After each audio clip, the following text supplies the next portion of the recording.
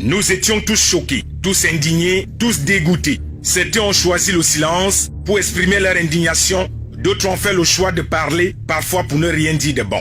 Mais nous voulons tous la même chose, la justice, pour Martinez Zogo. Mais la question est de savoir, pourquoi on ne laisse pas cette justice que nous réclamons tant faire son travail? On a dit que la télévision africaine s'est tue, alors qu'elle a simplement fait le choix, dans un pays de liberté, de ne parler qu'avec des faits concrets et fortement établis. Elle a refusé de commenter les rumeurs, comme le journalisme l'oblige, de ne pas commenter une enquête judiciaire en cours ou une affaire pendante en justice. C'est une prérogative qu'offre le métier de journaliste, mais sans empêcher aux autres confrères d'en parler si cela était leur choix.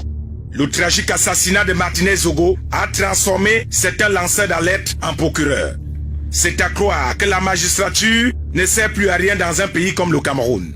Les journalistes qui doivent réaliser des enquêtes journalistiques et parler avec des faits et preuves palpables sont devenus des journalistes d'investigation des pages Facebook. Comment on peut être à Yaoundé, connaissant où se trouve le secrétariat d'État à la Défense, chargé de la gendarmerie, le CED, la délégation générale à la Sûreté nationale, la DGSN, et la direction générale de la recherche extérieure, la DGRE, et jusqu'ici, aucun journaliste de tout ce que nous avons au Cameroun n'a produit une information différente de celle déjà disponible sur Facebook, en menant des investigations avec des preuves palpables à l'appui. Reporters sans frontières est venu nous rendre une copie disponible quelques jours sur les murs des lanceurs d'alerte. Qu'avons-nous appris de nouveau? Nous lisons tous les jours des opinions sur Internet et qui se transforment dans des 20 heures de nos voisins en information. On les entend dire en direct du CED, mais nous les voyons plutôt au base. Ils disent en direct du CED aux 20 heures, alors que l'image nous montre qu'ils sont sous le soleil. Le Cameroun a vraiment un incroyable talent. Donc, quand il est 20 heures chez nos voisins, il fait encore soleil. C'est juste une question. Certains n'ont jamais franchi le portail du CED, mais tous les jours, ils racontent des choses qui s'y passent. Nous y allons tous les jours. Et nous les voyons manger les lofombo toute la journée et jouer aux inspecteurs Colombo dans leurs 20 heures. Nous suivons des comptes rendus qu'ils ont tordus et ils disent avoir accès au rapport d'audition à 20 heures alors que les dites auditions sont programmées à 23 heures. Des comptes rendus devenus comptes tordus. Des reportages devenus colportages, l'opinion est devenue l'information.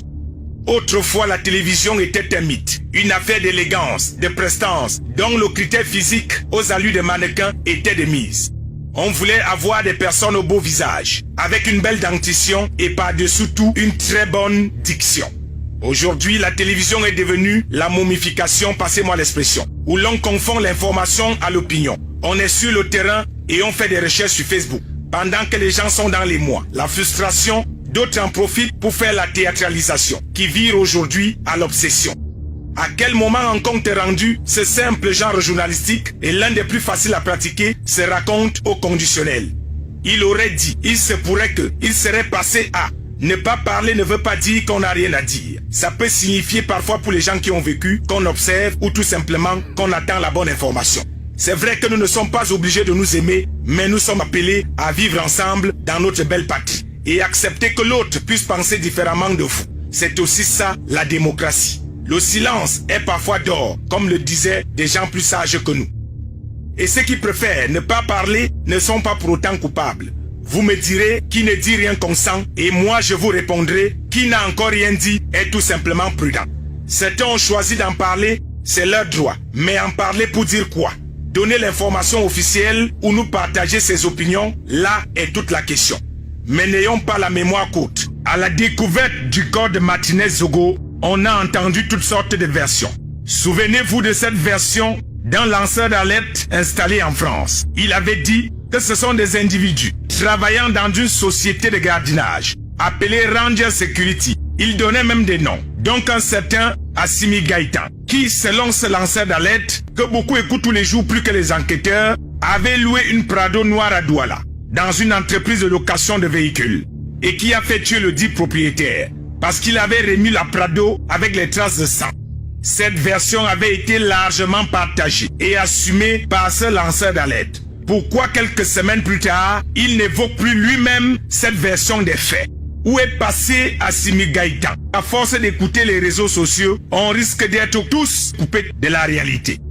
Nos investigations, recueillies auprès des gérants des pages YouTube de monétisation, nous ont révélé que ce lanceur d'alerte a gagné en 16 jours, grâce à ses directs, 1 245 950 francs CFA.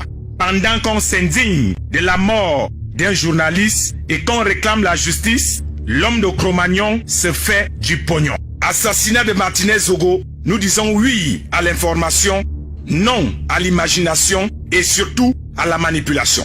On veut bien voir les stand-up devant le set où le reporter porte la même chemise tous les jours, bégaye à chaque virgule, mais l'affaire est suffisamment grave pour éviter le show et le match vu. Par respect pour la famille du disparu, par l'indignation collective de son horrible assassinat, nous avons choisi d'éviter le populisme. On peut vous mettre du sensationnel dans un reportage qui concerne le chien du sous-préfet qu'on a mangé. Faire du sensationnel sur un reportage sur la sorcellerie au village ou sur des comportements d'un benguiste de retour au pays. Mais quand il y a mort d'homme, surtout de cette manière, il faut savoir arrêter de faire du sensationnel pour ne mettre en avant que du rationnel. Bonjour les enfants, c'est Papa. Bienvenue dans notre premier podcast de la journée, les enfants. Yobo, bienvenue à la clinique. Monsieur Raoul Stéphane Christophe Mbia. Déjà, ça, c'est pas un reportage que tu as fait. Tu es venu t'énerver. C'est une réponse que tu as fait. Parce qu'il n'y a même pas une seule image. Je veux juste te dire quelque chose. Raoul Christophe Mbia. Nous n'allons pas laisser la justice faire son travail. Parce que nous n'empêchons pas la justice de faire son travail.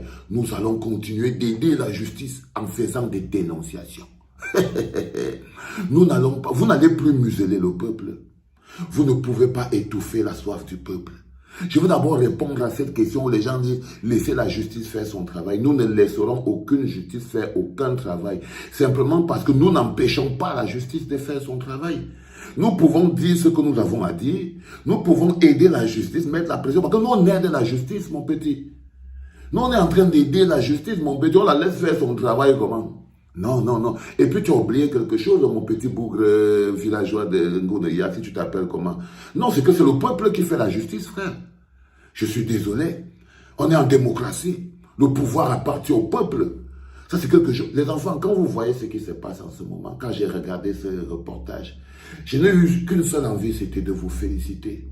Depuis que je connais mon peuple. C'est la première fois que mon peuple est tellement concentré pour la soif de justice.